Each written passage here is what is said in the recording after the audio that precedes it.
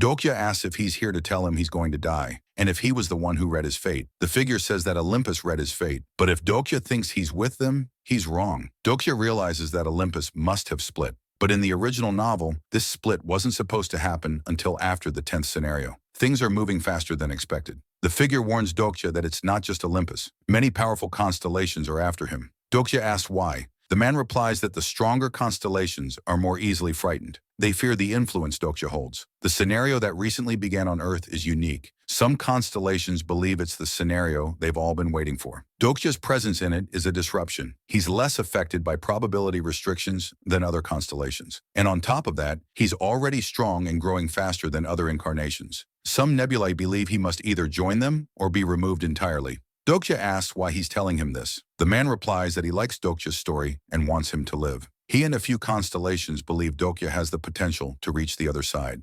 Meanwhile, Hewen reaches the underground dungeon using an invisible cloak. Since they couldn't storm the dungeon outright, they're relying on Uriel's hermit's cloak to sneak in. For now, it seems Hewen is the only one who made it inside. She wonders how deep they're going. Even if they are criminals, it shouldn't be necessary to imprison them this deep. Eventually, they reach the outer edge of a prison. A guard commands others to throw the prisoners in and move out. They're tossed into a pitch-black cell, and the guards quickly leave. The prison is so dark that Hewen would have gotten lost without her night vision skill. There are no basic living facilities, not even toilets. People call for help, saying there's no food or supplies. A girl calls out for the older prisoners, but no one responds. Suddenly, Hewen shouts for everyone to run, but a demon appears and approaches the girl. Other demons follow and begin attacking and eating the people. Hewen starts fighting back, killing them one by one, but they're strong and numerous. Eventually, she slays them all, and the people thank her for saving them. Then she notices something horrifying. The monsters were actually the mutated forms of the old prisoners. She runs off to investigate and sees numerous eyes staring at her. Black holes are scattered throughout the area, emitting more monsters. She is horrified by what paradise has become. Some people call to her, asking what's going on. She shouts for them not to come any closer, but it's too late. The monsters attack and kill many of them. Hewen throws her sword of judgment, wiping out the enemies in a single strike. More enemies appear behind her, but then Reinhardt arrives. He calls her the Archangel's incarnation and asks what she's doing here. He asks if she's finally decided to become captain of the guards. Hewen furiously asks how he could say that after creating a place like this. She questions how this is supposed to be paradise, a place free from the scenarios. Reinhardt says if she wants to kill him, she should do it. Hewen charges at him, saying she was going to kill him regardless. She activates her personal skill, Time of Judgment. The constellations aligned with absolute good begin to contemplate her request. She is stunned. They're actually considering it. Reinhardt tells her if she kills him, then paradise will end, and she says she had suspected it to a certain extent. But she's sure he already knows. There is no such thing as a perfect paradise. She was notified that the constellation of absolute alignment had left the decision to Hewen Young. Reinhardt states the obvious truth of life. Shadows lurk wherever beauty exists. She thinks she had expected something like this, but it's still far beyond anything she imagined. She asks him what he is trying to achieve with the monsters he's breeding. Does he plan to conquer Dark Castle? He replies that he won't do anything. They are nothing more than nutrients for paradise. Hewen is shocked to see a massive tree growing in front of her. Reinhardt asks if she doesn't find it strange that the demons don't attack this place, while the rest of Dark Castle is infested with them. Suddenly, the tree's branches stretch out and grab the people. Reinhardt asks if she ever wondered how Dark Castle came to be filled with so many demons. The people scream for help, but one by one they're thrown inside the tree. It seals shut as if it was never there. Now only 2 people remain, and from their bodies, countless new flowers bloom outside the castle. An immense light covers the area. The buds swell with the blood of those just consumed, then bloom, birthing demons from the tree in a cycle of perpetual motion. This is paradise, the place where all demons are created. Reinhardt reveals that once every month, the demons born there are released, but there's a limit to how many they can hold inside. Hewen is horrified and demands how he can justify such a thing. He replies that someone had to do this. Life continues even for the losers of the scenario. Someone has to create a place for them. Hewen says that if he truly wanted to help, he should have helped them push forward in the scenarios. But Reinhardt says the enemy in the next scenario isn't someone they can defeat.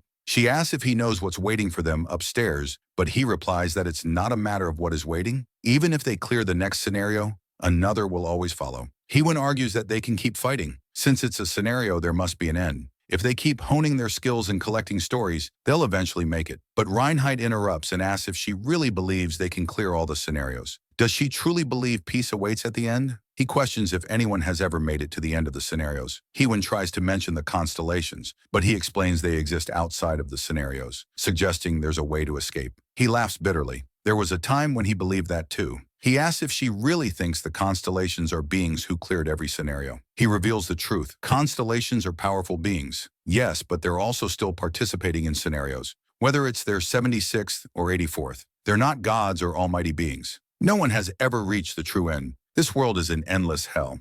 That's why he created paradise. Without him, it would fall. He reveals the human population is shrinking while the demonic species continues to grow. Resources are dwindling, but Hewen, chosen by the Ark, could keep this place alive for the next 10 years. And someone like Kim Dokja, who became a constellation, could sustain it for at least 200 years. Hewen asks if he really thinks she would agree to something like that. Reinheit says that with her help, they wouldn't need to punish people for minor crimes. She could help him save thousands, maybe millions. Hewen looks at the demons, knowing they were once human. The constellations aligned with absolute good are watching her. She wonders if her death could save millions. Wouldn't that be the just and righteous thing to do? She questions the purpose of her life and remembers what Dokja told her. She is good with a sword. She's the most unforgiving among them when it comes to injustice, especially toward those who abuse their power. She always places herself on the front lines and never once complains about hardship. Dokja had told her those things because she kept choosing to fight, kept choosing the scenarios. That's why he asked her to continue participating. She believes Dokja didn't give up, even when he understood the truth behind the scenarios. She thinks about the many people she's killed. Maybe she was waiting for a chance to atone. She made those choices because she wanted to keep living, and now she chooses to live again. Even if others die because of her choices, she will learn to bear that burden. She picks up her sword and says, "I can't die here." Reinheit responds, "Then you really must die. You must become the nutrient that supports paradise." He commands the monsters to attack her, and Hewen draws her sword of judgment and attacks the monsters. Meanwhile, Hyun-sung rushes in to help, landing a powerful punch on one of the monsters about to attack her. Ji-hye and the others arrive as well. Ji-hye scolds her, asking why she went off on her own again. They all surround Hewen, ready to face the monsters together. Reinheit, watching them, smiles and says it looks like he'll be able to harvest a great deal of nutrients from the other side. Elsewhere, Dokja is meeting with a constellation who tells him that he, and a few others, believe he might be able to reach the top. After the meeting, the constellation departs, and Soo-young asks Dokja what he meant by that. Dokja suspects it has something to do with the end of all scenarios, which explains why the message was censored. Soo-young asks him what he plans to do about his fate. Given that a constellation from Olympus came to personally warn him, it seems genuinely dangerous. She asks if the constellation gave him any details, or just said that he would die. Dokja recalls that the message stated he would be driven to death by the being he loves the most. Soo-young asks if he even has someone like that in his life, but Dokja says he doesn't love anyone. Soo-young points out that he might still develop feelings for someone. She asks if he's the type to fall in love easily, like at first sight. Dokja says it's never happened before, but admits it's not entirely impossible. The fate is so powerful that the message was repeated 3 times. Dokja wonders if he might really fall in love with someone. He tells Soo-young that fate isn't meant to be interpreted literally. Prophecies are never straightforward. They're full of symbols and metaphors, not meant to be understood immediately. Soo-young then presents 3 questions. First, she says, there must be a reason he's referred to as an incarnation, even though he's now a constellation. That means he can already be considered dead in some sense. Second, the phrase, the being he loves the most, could be metaphorical. It doesn't necessarily have to mean a person. Third, the word death might not refer to physical death. She asks Dokja when he believes a person is truly considered dead. Dokja replies, when their life ends, their heart stops, and they no longer breathe. Soo-young says that's just the literal definition. Now she understands why he keeps rereading TWSA. She asks if he's ever read comics, because there's a cliché line perfect for times like these. A person truly dies when they're erased from everyone's memory. Dokja responds that it's just a comic, but in the star stream it's the same. A constellation dies when all beings forget its existence. It might be something like that. He wonders aloud why people would forget him. Would they suffer mass amnesia? Soo-young says he might be forgotten in a different sense. After all, dead people don't remember anything either. Meanwhile, Hewen and the others continue battling the demons, but they're starting to tire. Soo-young asks if they should go back. One of the demons suddenly attacks her, but Hyun-sung saves her just in time. Dokja says it's too late. Even if they head back now, it would take them more than a day to return, possibly 3 days at best.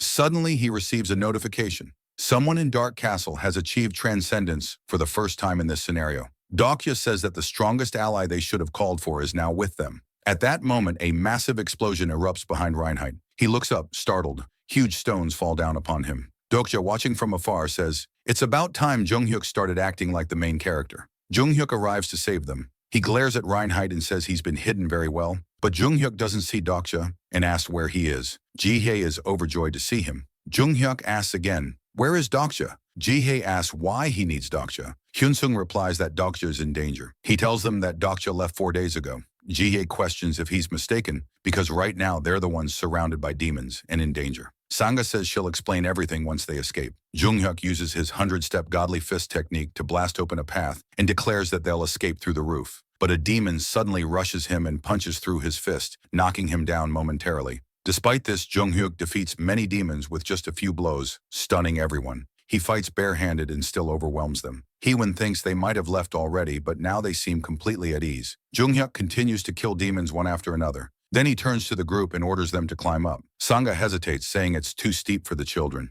Junghyuk grabs a demon by the neck and throws it to the wall, using its body to form makeshift steps. He tells them to climb using that path. As they ascend, Junghyuk hears a voice behind him. Reinhardt is still alive. Reinhardt asks if he is the incarnation of Junghyuk. Jihye is shocked. Reinhardt survived despite the falling stones. They continue climbing, using the bodies of the demons as steps. Junghyuk realizes he shouldn't have expected the second strongest ranker in Dark Castle to die so easily. Shin begins to climb, but Junghyuk stops her. With a single finger, he flicks her back down into the dungeon. Gilyong, stunned, asks why he did that. Junghyuk throws him down too, and Junghyuk tells Shin to join her friend, and both fall back into the dungeon. Junghyuk stays behind, silently watching them. The castle begins to rumble with echoing voices, and the people inside grow uneasy, wondering what's happening. Some suspect it might be monsters, but others urge calm, trusting that the guards will handle the situation. Junghyuk appears from the smoke. The people ask him what's going on. He reflects that even things not part of the scenarios are still stories. In the past, he once tried to protect this place, following Reinhardt's beliefs. He tells the people,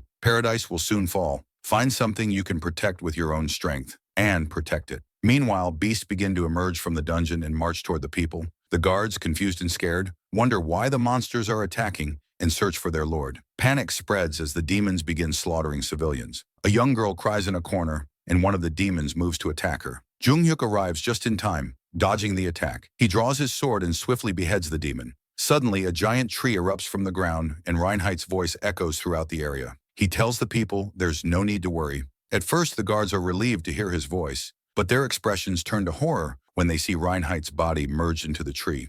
Thanks for watching. Everyone, I hope you enjoyed it, and if you did, don't forget to like and subscribe to stay updated. And hey, drop a comment if you have thoughts or new ideas or just want to say hi. I'd love to hear from you. Until next time, take care and stay awesome.